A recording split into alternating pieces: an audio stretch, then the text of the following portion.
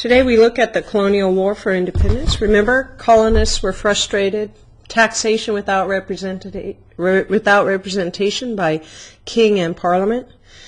England wouldn't give an inch. The declaratory acts, all laws passed by parliament, are binding on the colonists as well, and the intolerable acts, which basically shut down the port of Boston and forbid the Bostonians from meeting in an assembly.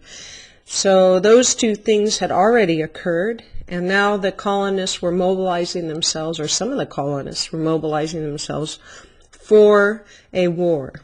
This picture represents the most important moment for the colonists in the war.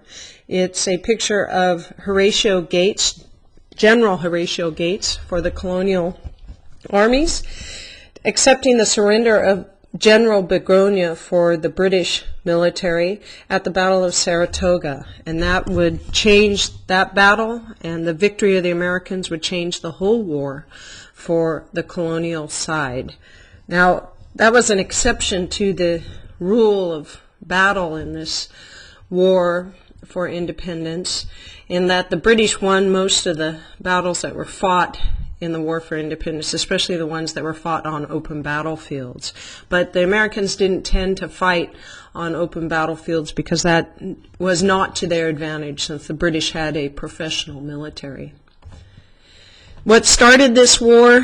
What was the outbreak of the war? It was two battles that went on outside of Boston. Again, the reason for those intolerable acts was because the Bostonians were the most contentious, were the most revolutionary in spirit. They had the most patriots, as we call them, as we call the colonialists, who wanted their own independence. They had the most patriots in Boston. So the British were on the lookout. Up in Boston, there was a General Gates who was in command for the British forces, and he was in charge to make sure, especially, that the Bostonians were not preparing their own defenses and preparing for war themselves, doing things like building an arsenal, gathering arms in case they needed to fight the British, which they were doing at Concord, in fact, and General Gates found out about this. So he took his troops to Concord, or he was supposed to take his troops to Concord to stop the weapons buildup or confiscate any weapons that he could find. The colonists were ready for such a move, so they prepared 2 men to warn the leaders of revolutionary action out at Concord. John Hancock and Samuel Adams were both out there, and they were, in fact, building an arsenal, as it were. Paul Revere and William Dawes were the 2 riders that were intended to go out and warn the colonists when the British troops started to move. And the famous line is, one if by land, 2 if by sea. And that was intended, those were lamps. If the British were going to go by land out to Concord or across to Cambridge to get on their way to Concord, the church, actually elder, was supposed to put 1 lamp up. If they would go across the Charles by boat, then 2 lamps were supposed to be put up. And of course they chose to go by boat, so the church, the Old North Church, the church elder warned Revere and Dawes, both of them, went out to warn the colonists. There's a picture of Paul Revere. He was also famously a silversmith, and we have, in fact, today Revere ware, but it illustrates that the people fighting this war were definitely a middle class, and I think that's why he's partly symbolic himself of the colonial effort. The British then do march out to Lexington. They meet colonists on the village green out at Lexington, and they fight, and then they move on to Concord. They had 1,400 troops at Lexington, and then they had 700 at Concord, and they met about 400 colonists and fought. They fought on the battle green. It's sort of a formal battle at Lexington, and effectively won. And then they fought at Concord, and I guess it came to a draw because they withdrew from that battle. The casualties suffered by the British are important, so I have those written here. 300 casualties and 70 dead. And that's important because that meant the cost it was, what cost it would be for the British to maintain this colony and subvert revolt in the colony. So that's a high price to pay for the British, but not too high yet. Eventually it would get too high. So Lexington and Concord were called later in a poem by Emerson, the shots heard round the world, meaning the first shots in the American Revolution, and the American Revolution would give birth to a republic that would be admired and modeled even in part or wholly throughout the world. The second thing going on in 1775 of great importance, so those first shots heard around the world are heard in April of 1775, April and May, and the Continental Congress, the Second Continental Congress is meeting, and they will meet in the summer of 1775, and they are intent on deciding what to do with the British now that they felt like they were going to eventually be in war. So all 13 colonies showed up. They agreed on the Virginia Resolves that they had the rights of Englishmen, that anyone who didn't believe this was treasonous, and so they agreed that that was the position of all the colonies instead of just Virginia. They also wrote the Declaration of Independence, and we'll have a little discussion on that. That's one of your readings today. Thomas Jefferson is the main author of the Declaration of Independence, and it basically is a petition about the crimes, or maybe a declaration about the crimes of King George III against the colonists, his abuse and corruption of law. And so when we have a look at that, I will show you all of the various accusations against the King George III, right? At this Second Continental Congress, they decided on how to build armies. They decided on strategy. The first part of the strategy was to attempt an attack of Canada as well as defend themselves from British troops. And finally, they appointed diplomats to negotiate with the European powers. A few things of importance in this War of Independence are individuals who were in the war. And of course, George Washington, I know all of you know George Washington, but I think what's important about him is he had the resolve not to end the fight in the Revolutionary War, and he was equally resolved to hand over power at the end of his second term as president. Right? He was a Virginian and a planter. He was a slave owner as well. He is especially known for not just his resolve, but also his decorum. Right? The famous thing about George Washington in his private life was that he kept a book of manners, so he wanted to understand how he was expected to act at any given moment in the polite and even aristocratic society of Britain, and so he was particularly interested in that.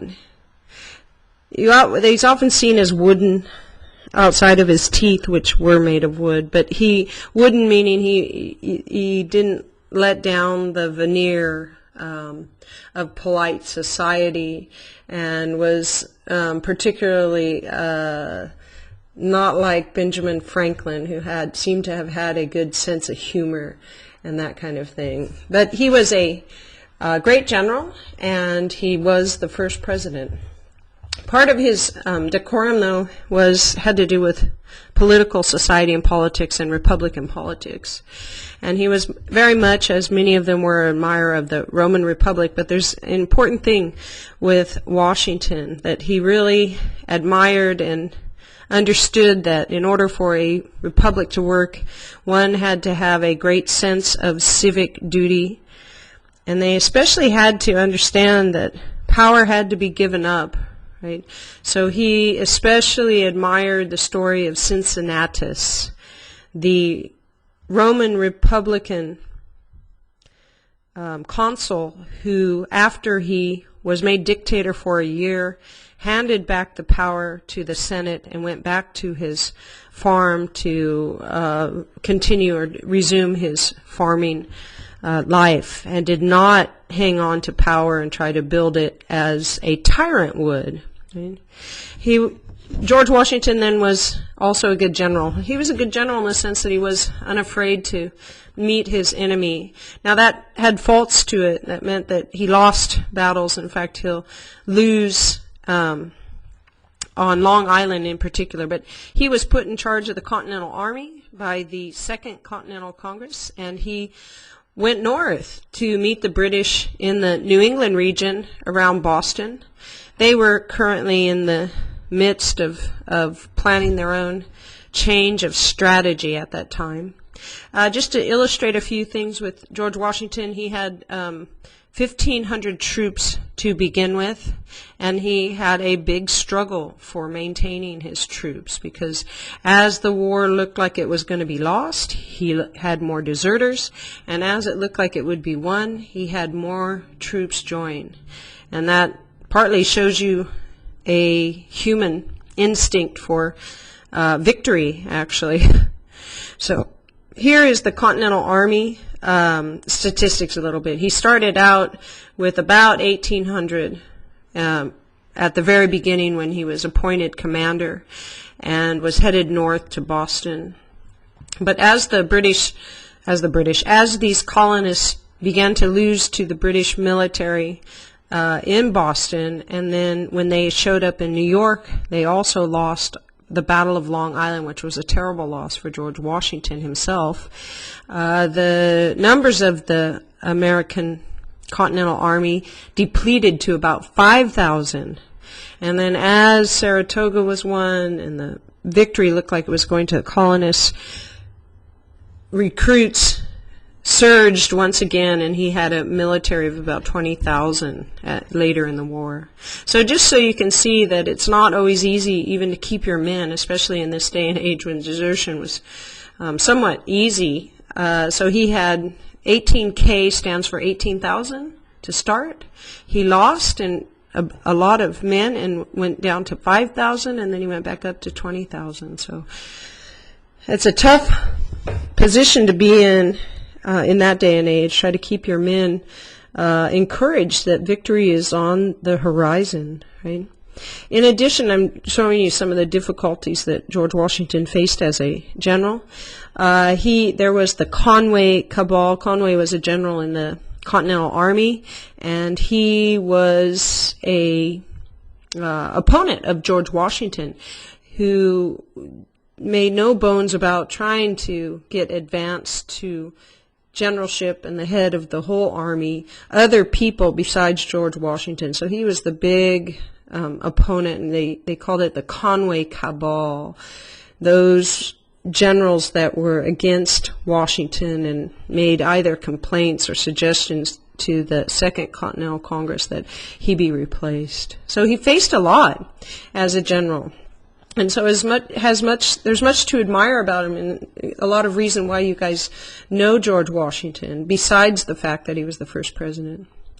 All right, phase one, the British, these phases, there's 3 phases of the American Revolution, or this war for independence, and they're all built around, the notion of the phases built around British changing its strategy. So let me just sum up the 3 phases first, and then we'll go in and look at phase 1, and then we'll take phase 2 and phase 3.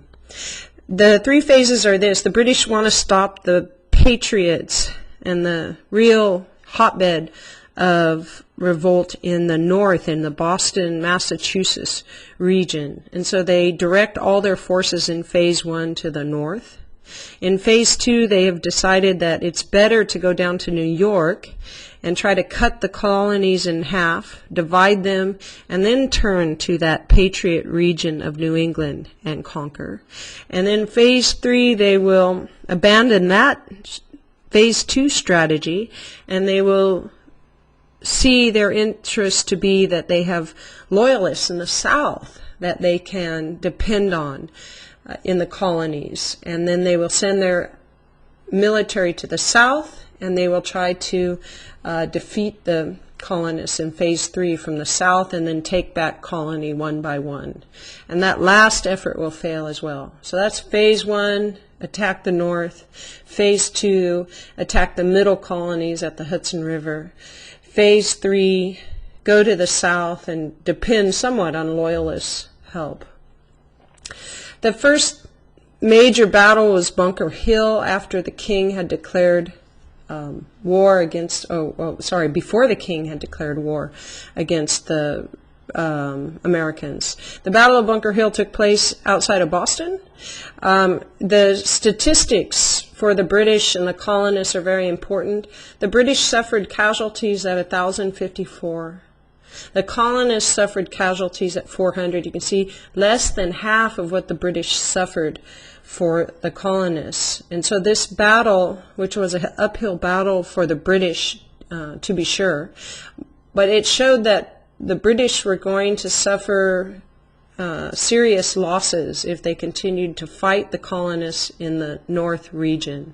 So the Battle of Bunker Hill was a battle that encouraged the British, or signaled to the British, that they should turn their interest, change their strategy for the middle colonies. So that's the significance. It was a British victory, don't get me wrong. So the British won that, but they had huge losses, huge casualties.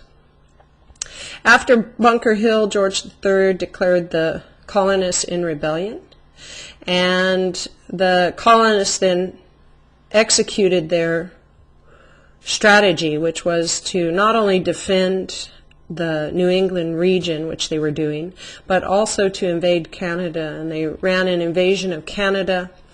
They had a colonial, General Montgomery, who went towards the Lake Erie and around, and then Benedict Arnold, who went right and went straight up into the region that is Quebec. So to defeat the British in Canada was to take Quebec itself. The city was, as you guys know from the 7 Years' War, a major point in the battle.